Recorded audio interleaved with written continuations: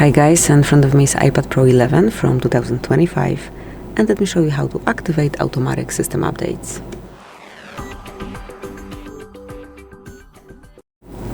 So at first you have to open the settings, then find and select General. From General go to Software Update, and here just go to Automatic Updates. If you wish to have automatic system updates, just mark the stop indicator, and that's it. From now on you will have the automatic downloads and installs of your iPadOS updates and system files, as you can see it here, as only this iPad is connected to Wi-Fi, plug into charger and locked. So that's it, that will be all. Thank you for watching. Please subscribe our channel and leave the thumbs up.